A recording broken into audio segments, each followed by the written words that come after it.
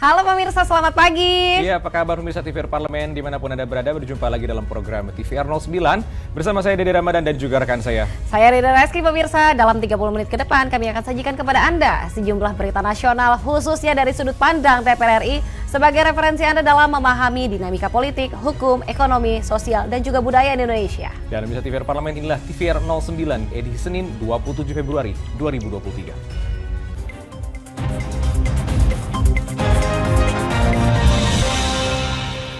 Berita pertama dari Komisi 6 DPR RI yang menilai sistem distribusi gas LPG subsidi 3 kg yang disalurkan oleh Pertamina Patraniaga sudah semakin baik. Agar subsidi gas LPG tepat sasaran, Pertamina diharapkan terus memperbaharui data penerima subsidi. Komisi 6 DPR RI mengapresiasi PT Pertamina Patraniaga yang sudah efektif dan efisien dalam menyalurkan gas LPG bersubsidi bagi masyarakat, sehingga tepat sasaran. Anggota Komisi 6 DPR RI, Hilmi, menilai sistem distribusi gas LPG subsidi jenis 3 kg oleh Pertamina Patraniaga sudah makin baik.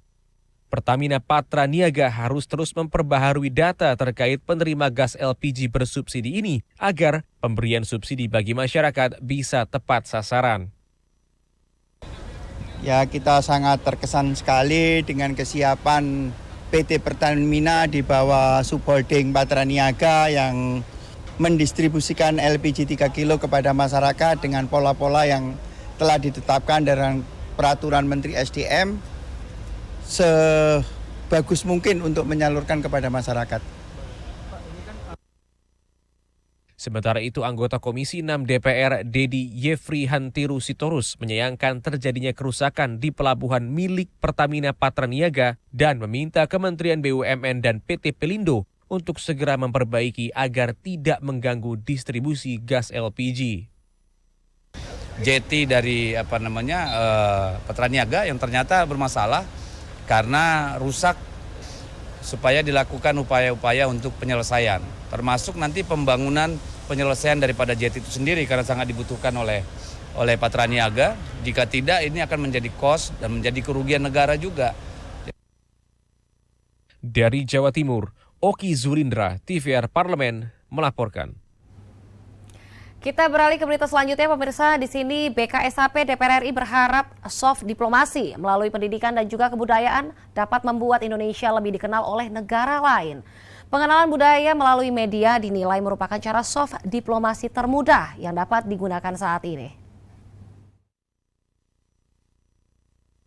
Badan Kerjasama Antar Parlemen atau BKSAP DPR RI menggelar kuliah umum dalam rangka BKSAP SDGs Day di Universitas Islam Indonesia Yogyakarta yang mengangkat tema optimalisasi diplomasi soft power parlemen melalui dunia pendidikan dan pertukaran budaya. Wakil Ketua BKSAP DPR RI Mardani Alisera mengatakan, keunikan dari tiap universitas dapat diangkat ke dunia internasional dan menjadi bagian dari soft diplomasi agar kita dikenal oleh negara lain. Tentu dengan kita datang ke UI, salah satu universitas swasta tertua di Indonesia, kita bisa melihat bagaimana ternyata tiap universitas itu punya keutamaan, punya uniqueness, punya yang bisa kita pelajari dan bisa kita angkat untuk menjadi wakil Indonesia. Sementara itu, anggota BKSAP DPR RI Putri Aneta Komarudin menilai cara termudah untuk diplomasi secara soft power yaitu dengan pengenalan budaya melalui media. Pemerintah perlu memberikan insentif untuk industri kreatif sehingga dapat menembus pasar internasional. Untuk diplomasi budaya sendiri, kita menyadari bahwa teman-teman mahasiswa itu memiliki concern ataupun kepedulian yang sangat tinggi terhadap bagaimana budaya kita itu belum terlalu diperkenalkan gitu kepada dunia. Dan industri ekonomi kreatif ini yang harus kita dorong supaya kita tidak kalah dengan negara-negara yang selama ini menjadikan kita pangsa pasar mereka sebagai konsumennya mereka gitu. Dari Yogyakarta, Umam Hidayat, TVR Parlemen melaporkan. DPR RI meminta pemerintah fokus menangani banjir yang terjadi di Desa Bojongkulur, Kabupaten Bogor. Nah pemirsa, informasi selengkapnya akan kami hadirkan usai jeda berikut ini. Untuk itu tetaplah bersama kami di TVR 09.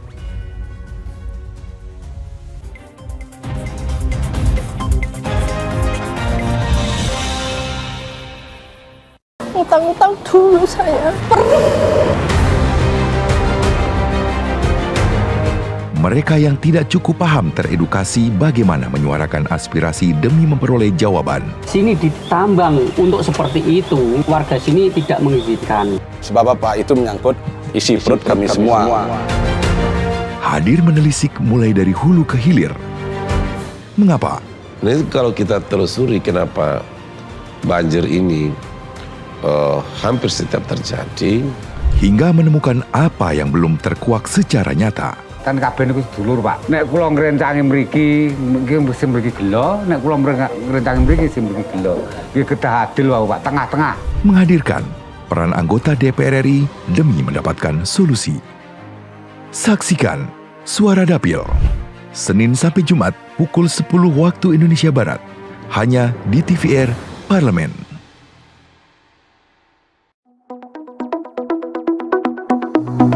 Mau sekolah yang nggak common. Kan Gestapo, universitas tutup. I don't care, saya harus sekolah apapun itu. Nah, dengan dokter yang baru ini, pernah bertanya, Ibu bisa nggak ngelihat bahwa ada korupsi? Bisa, ada sistem. Saya kasih ini, bukti-buktinya, bisa dihitung dan sebagainya. Jadi, tapi terus dipecat saya. Saya menggunakan dana sendiri untuk membantu rumah-rumah mereka yang tidak layak huni. Masa sih kita harus minta terus dari pemerintah? Ya, aku benar-benar kehilangan ibu yang sangat memberi teladan kepada anak-anaknya. Jangan kemana-mana, masih bersama kami di Perempuan Parlemen. Tapi yang jelas, memang saya nggak ganteng. Sebuah perempuan cantik.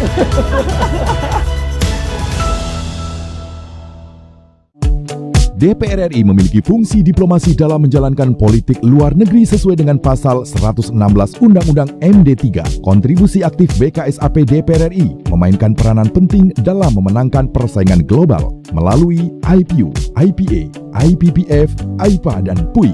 BKSAP memiliki komitmen yang tinggi dalam krisis kemanusiaan dunia. Fungsi diplomasi dijalankan untuk mendukung upaya pemerintah dalam melaksanakan politik luar negeri.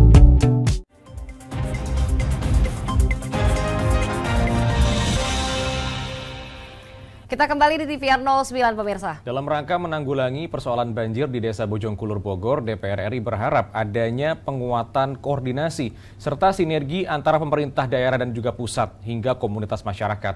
Normalisasi Sungai Cilengsi dan Cikeas serta pembangunan tanggul permanen dinilai menjadi solusi agar banjir tidak terjadi kembali di daerah tersebut.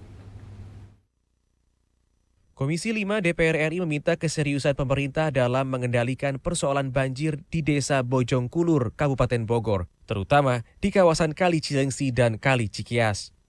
Anggota Komisi 5 DPR RI Mulyadi menyampaikan perlu penguatan koordinasi dan sinergi antara pemerintah pusat, pemerintah daerah hingga komunitas masyarakat untuk menanggulangi banjir di Desa Bojongkulur.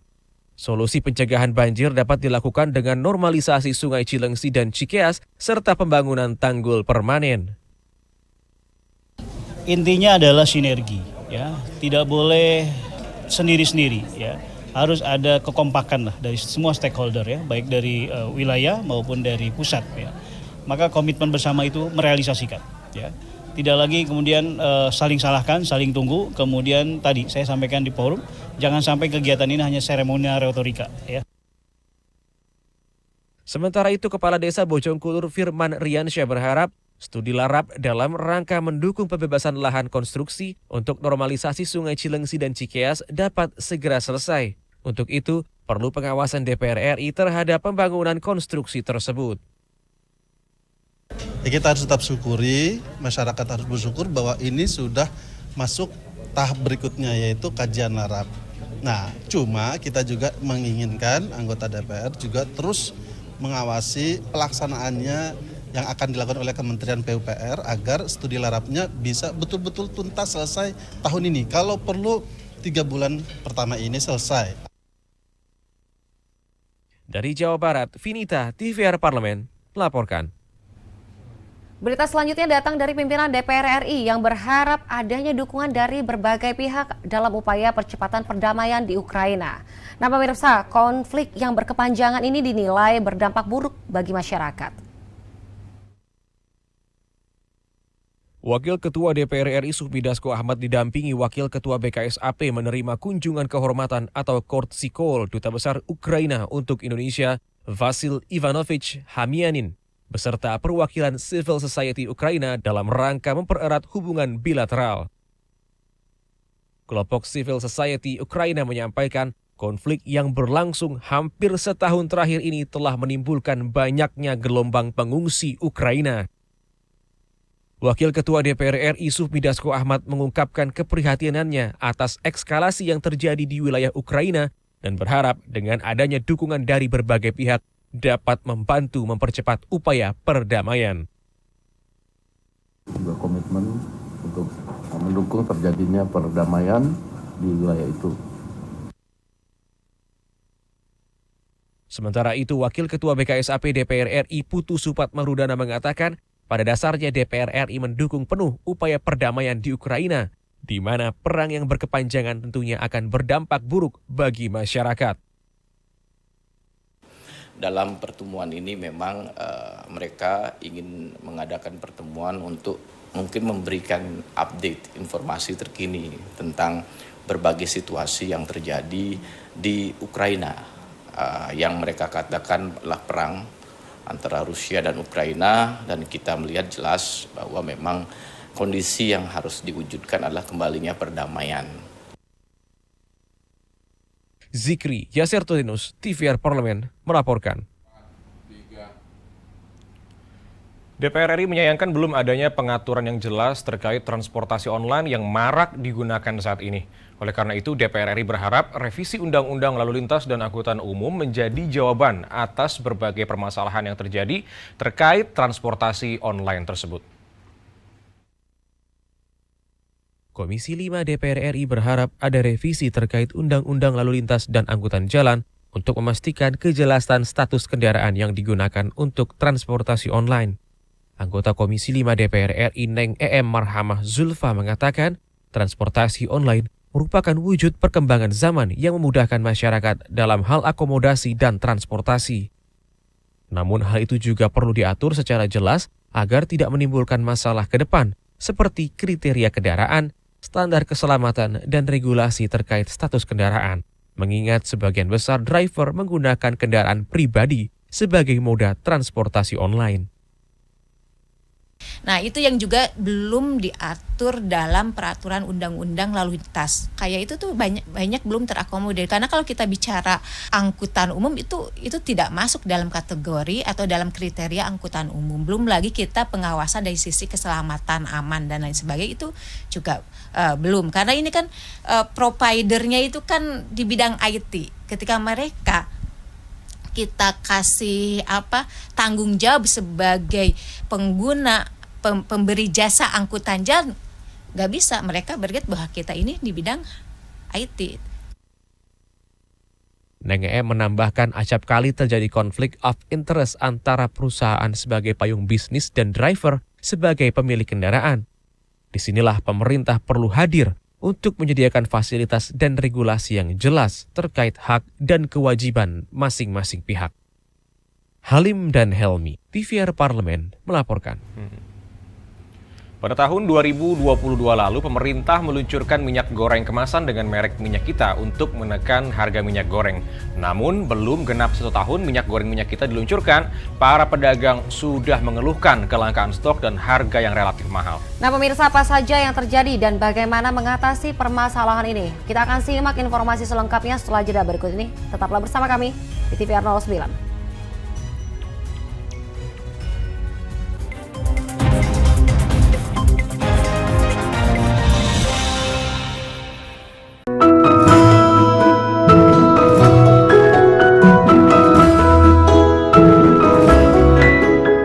Perempuan Parlemen mengungkap sisi kehidupan pribadi anggota DPR RI dan partisipasi perempuan dalam politik dan publik, keseharian dalam keluarga, dan usaha mewujudkan aspirasi masyarakat di setiap sidang sebagai wakil rakyat.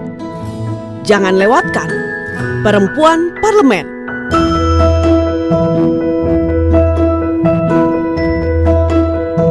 Hanya di TVR Parlemen. tahu dulu saya.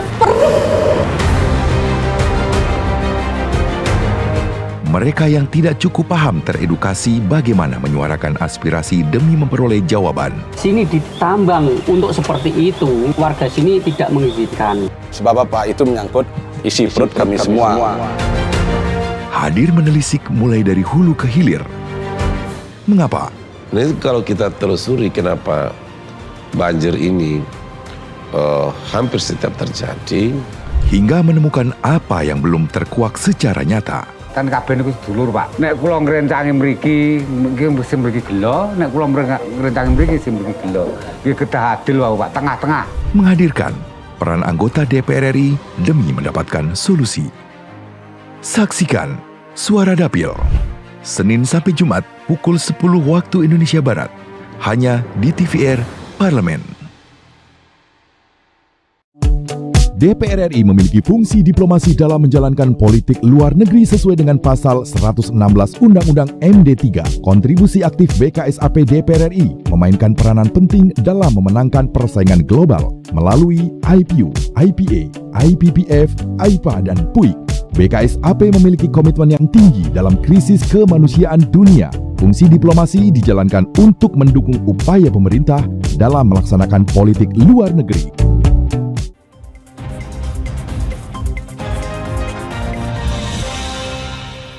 Pemirsa, Kementerian Perdagangan meluncurkan minyak kita pada 6 Juli 2022 untuk mengatasi kenaikan harga minyak yang pada saat itu sempat menyentuh harga Rp25.000 per liternya. Minyak kita diproduksi oleh perusahaan-perusahaan minyak goreng untuk memenuhi DMO demi mendapatkan izin ekspor. Nah, pemirsa, menjelang bulan puasa Ramadan 2023, keberadaan minyak goreng minyak kita di sejumlah daerah dikabarkan kian langka. Tidak hanya langka, pemirsa, minyak kita yang ada di pasaran saat ini telah mencapai harga Rp20.000 per liternya. Guna mengatasi persoalan kelangkaan minyak kita tersebut, DPR RI akan memanggil Kementerian Perdagangan dan Kemendak diminta segera membuat kebijakan konkret agar persoalan kelangkaan minyak kita tidak berlarut-larut, terutama menjelang Ramadan serta Hari Raya Idul Fitri. Iya, pemirsa, untuk mengetahui informasi selengkapnya, mari kita simak laporan mendalam yang telah dihimpun oleh tim redaksi TVR Parlemen dalam segmen Editorial Parlemen berikut ini.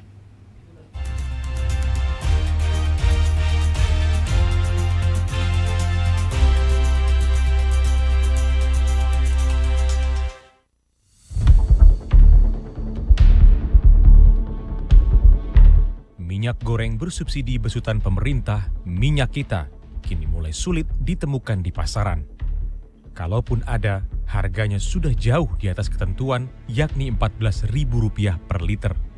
Sebagai informasi, Kementerian Perdagangan telah meluncurkan minyak kita pada 6 Juli 2022 untuk mengatasi kenaikan harga minyak yang pada saat itu sempat menyentuh harga Rp25.000 per liter pada tahun 2022 lalu dan membuat geger seantero negeri. Kelangkaan minyak goreng bersubsidi dengan merek minyak kita ini diduga salah satunya disebabkan oleh penimbunan yang baru-baru ini terungkap. Sebanyak 500 ton minyak kita ditemukan menumpuk di salah satu perusahaan di lahan kawasan Berikat Nusantara, Jakarta Utara. Minyak yang ditemukan di dalam gudang PT Bina Karya Prima Cilincing itu ternyata sudah diproduksi sejak Desember 2022. Namun, hingga Februari 2023, minyak goreng subsidi tersebut nyatanya belum didistribusikan. Ratusan ton minyak goreng itu pun kemudian disegel oleh Direktorat Jenderal Perlindungan Konsumen dan Tata Tertib Niaga Kementerian Perdagangan. Permasalahan kelangkaan muncul sejak pemerintah memutuskan untuk mengemas ulang minyak curah menjadi lebih premium dengan menghadirkan minyak kita dan berdampak pada penambahan jumlah konsumen minyak goreng premium subsidi dari menengah ke bawah ke menengah atas. Tingginya permintaan ini membuat sejumlah oknum culas memanfaatkan situasi dengan melakukan penimbunan agar harga di pasaran tak stabil. Penimbunan di Cilincing mungkin bukan yang pertama dan satu-satunya. Namun, masih banyak oknum yang main petak umpet dengan pemerintah dengan menimbun berton-ton minyak kita di gudang-gudang tersembunyi. Tak mau tinggal diam, Komisi 6 DPR yang bermitra langsung dengan Mendak buka suara. DPR mendesak Satgas Pangan Polri menindak tegas oknum yang berani menimbun minyak kita. Tak hanya butuh tindakan tegas, pemerintah sepatutnya harus dapat menghadirkan produk minyak yang harganya terjangkau dan mudah diakses oleh masyarakat. Sebetulnya terhadap temuan adanya penimbunan itu kita sangat apresiasi. Tapi yang kita ini agak kecewa adalah ternyata dari pemerintah, termasuk juga Satgas Pangan dalam hal ini, kok tidak ada jelas tindak lanjutnya. Malah mereka menyatakan ini bukan penimbunan. Ada begitu kan berita bisa baca di media itu, saya baca di media, ini bukan penimbunan tapi ini belum didistribusikan. Ya kan ini harus jelas definisinya gitu kan. Barang yang ditahan tidak didistribusikan sebagainya mestinya itu kan berarti ditimbun gitu loh. Kalau misalnya ini satu perusahaan ya produksinya tuh sekian, kemudian distribusikan sekian, yang wajarnya di gudang adalah sekian ton, katakanlah sekian ratus ton, kemudian ini yang ada di gudang adalah 5 kali lipat dari yang wajar, itu kan namanya penimbunan gitu loh. Ini yang dibutuhkan adalah soal ketegasan pemerintah, sekali lagi ketegasan pemerintah untuk menegakkan aturannya begitu. DPR menilai negara belum mampu menguasai dan mengatur hajat hidup masyarakat banyak dengan cakap. Kelangkaan minyak goreng subsidi yang diduga karena adanya penimbunan oleh pihak swasta membuktikan negara lagi-lagi kalah oleh para cukong dan mafia perdagangan. Saya kira ini sebetulnya tidak terlalu sulit karena kita sebagai produsen CPO terbesar dunia. Gitu. Nah, sulitnya karena negara tidak menguasai hajat hidup ini.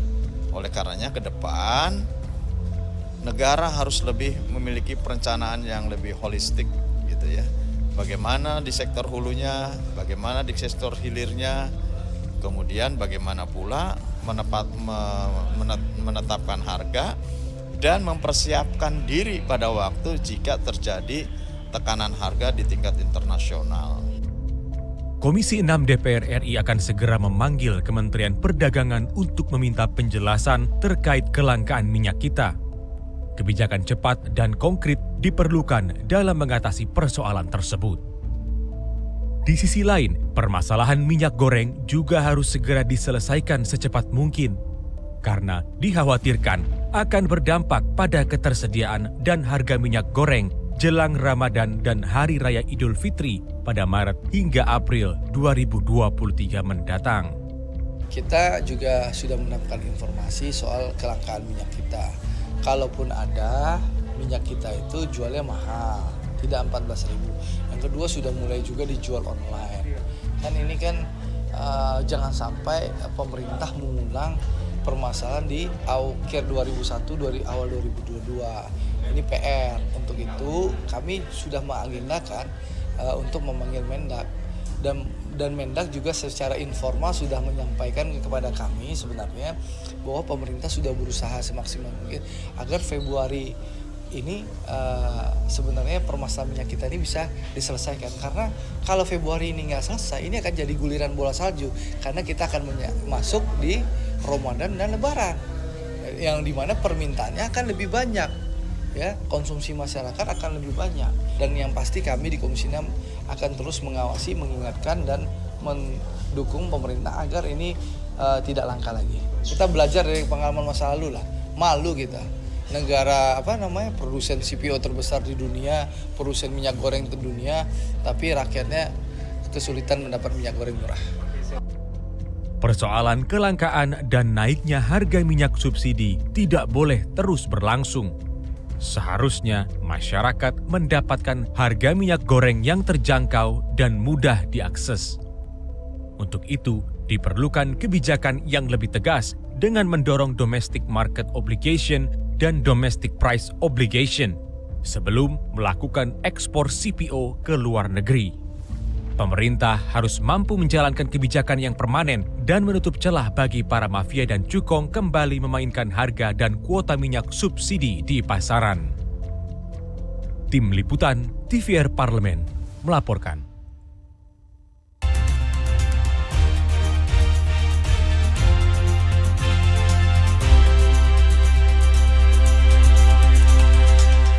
Energi terbarukan menjadi salah satu solusi penanggulangan perubahan iklim yang mengancam dunia. Untuk itu banyak negara yang sudah bermigrasi dari energi fosil menjadi energi terbarukan yang ramah lingkungan. Iya pemirsa, kira-kira negara mana yang saat ini paling banyak menggunakan energi terbarukan? Tentunya informasinya akan kami hadirkan sesaat lagi. Untuk itu jangan kemana-mana, tetaplah bersama kami di TVR 09.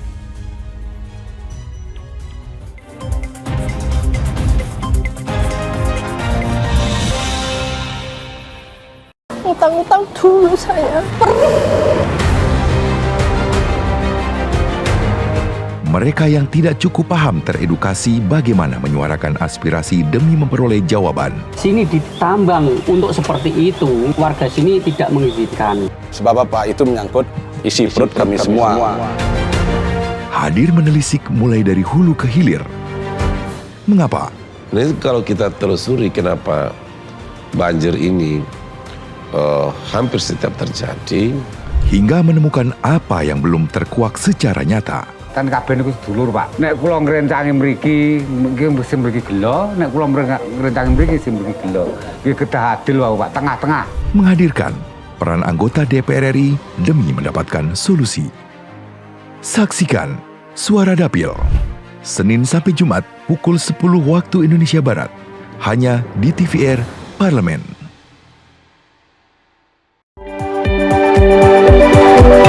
Perempuan Parlemen mengungkap sisi kehidupan pribadi anggota DPR RI.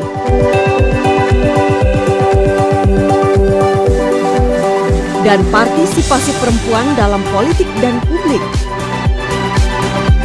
Dan usaha mewujudkan aspirasi masyarakat di setiap sidang sebagai wakil rakyat.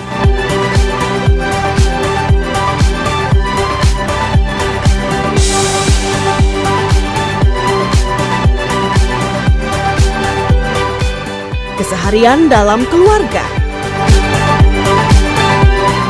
Jangan lewatkan Perempuan Parlemen. Hanya di TVR Parlemen.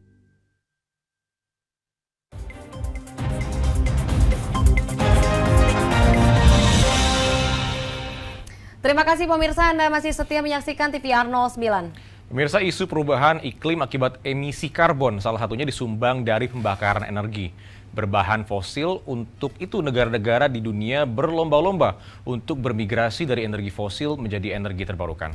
Selain ramah lingkungan dan tidak berkontribusi terhadap perubahan iklim, ketersediaan energi terbarukan ini sangat melimpah pemirsa dan juga dapat dimanfaatkan secara terus-menerus. Berikut adalah daftar 5 negara terbesar yang kini telah menggunakan energi terbarukan. Temukan jawabannya pemirsa dalam segmen Intips, Informasi dan Tips berikut ini.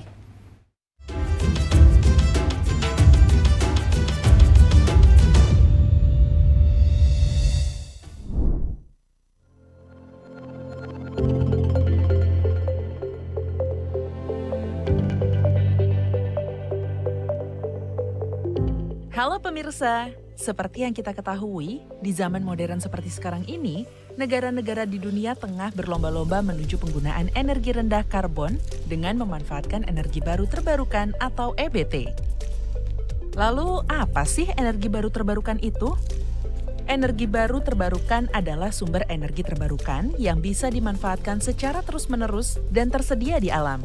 Energi terbarukan bisa dimanfaatkan secara bebas dan bisa diperbarui secara terus-menerus karena ketersediaannya di alam begitu melimpah, sehingga tidak perlu khawatir kehabisan sumbernya.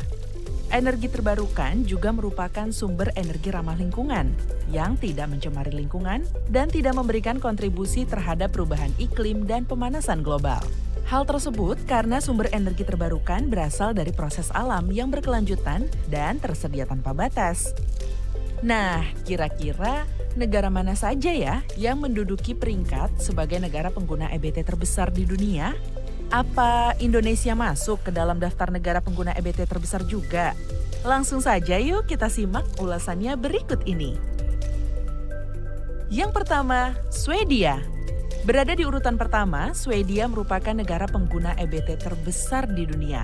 Bagaimana tidak, pada tahun 2015 saja, Swedia telah memiliki mimpi ambisius, yakni ingin menghentikan penggunaan pembangkit listrik berbasis bahan bakar fosil pada tahun 2040. Atas upayanya dalam meningkatkan investasi di bidang tenaga surya, angin, penyimpanan energi, jaringan pintar, dan transportasi bersih, Swedia bahkan disebutkan telah menjadi negara pertama di dunia yang menuju 100% EBT. Peringkat kedua diduduki oleh Costa Rica. Costa Rica adalah negara terkecil kedua di Amerika Tengah yang berbatasan dengan Nicaragua, Panama, Samudra Pasifik, dan Laut Karibia. Prestasi Costa Rica dalam penggunaan energi terbarukan juga sangat membanggakan. Sebanyak 94% kebutuhan listrik di negara ini dipasok dari sumber energi terbarukan. Rinciannya, sebanyak 76% kebutuhan energi negara ini berasal dari pembangkit listrik tenaga air. Sementara 18% sisanya berasal dari sumber energi terbarukan lain, terutama dari energi panas bumi. Yang ketiga ada Skotlandia. Skotlandia sangat mengandalkan energi angin sebagai sumber EBT-nya. Pada tahun 2019, 98% kebutuhan listrik di Skotlandia bahkan sudah dipenuhi oleh EBT tenaga angin. Skotlandia berupaya mencapai emisi nol karbon pada tahun 2045 dan ditetapkan sebagai target yang mengikat secara hukum. Hal ini menjadikan Skotlandia sebagai negara dengan salah satu target iklim paling ambisius di dunia. Kita lanjut ke posisi keempat, yaitu negara asal pesepak bola dunia Mesut Ozil. Benar sekali, Jerman. Sumber energi terbarukan di Jerman berasal dari angin, air, dan matahari sebagai pengganti batu bara, minyak, dan gas bumi. Di Jerman, sumber energi regeneratif semakin sering digunakan. Pada paruh pertama tahun 2018, Jerman telah menghasilkan listrik yang bersumber dari EBT, yang cukup untuk memberi daya pada setiap rumah tangga di Jerman selama setahun penuh. Negeri ini juga memiliki ambisi untuk mencapai target 65% EBT pada tahun 2030. Dan urutan terakhir di daftar ini adalah negeri tirai bambu, Cina. Pada tahun 2017, Cina telah memiliki sejumlah teknologi surya dan kapasitas tenaga angin terbesar di dunia. Cina juga berkomitmen untuk menghasilkan 35% listriknya dari EBT pada tahun 2030 dan membersihkan udara yang tercemar. Cina terus berupaya meminimalisir penggunaan bahan bakar fosil dengan memfasilitasi pemanfaatan batu bara yang aman, cerdas, dan ramah lingkungan. Sejak tahun 2016 hingga 2019, Cina berhasil memangkas lebih dari 900 juta ton kapasitas produksi batu bara usang per tahunnya. Cina juga menerapkan rencana per 5 tahun di sektor energi terbarukan. Rencana 5 tahun ketenaga listrikan tersebut bertujuan untuk meningkatkan bagian bahan bakar non-fosil. Rancangan itu terus diperbarui hingga bisa mencapai angka 33% suplai energi nasional pada tahun 2025. Tak hanya 5 negara yang telah disebutkan tadi, penggunaan EBT pun terus digaungkan di tanah air. Hal ini dilakukan dalam rangka proses peralihan sumber energi yang selama ini masih bergantung pada energi fosil dan batu bara, yang diketahui keberadaannya terus menipis bahkan menuju kelangkaan. Mengingat potensi alamnya yang amat besar, tentunya kita semua berharap ke depannya Indonesia mampu menyiapkan energi yang handal dan mandiri dengan tetap mempertahankan pemeliharaan lingkungan hidup. Demikian informasi dan tips kali ini, sampai jumpa lagi di Intips berikutnya.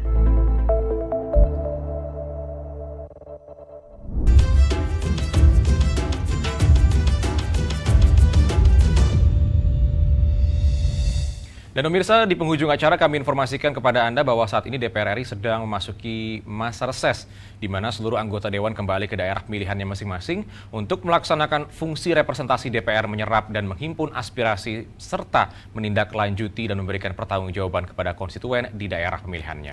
Namun pemirsa, sejumlah agenda serta program DPR RI lainnya masih dapat Anda saksikan secara langsung di TVR Parlemen melalui kanal utama, kanal komisi, dan juga kanal alat kelengkapan Dewan lainnya yang dapat Anda akses di tvr.dpr.go.id.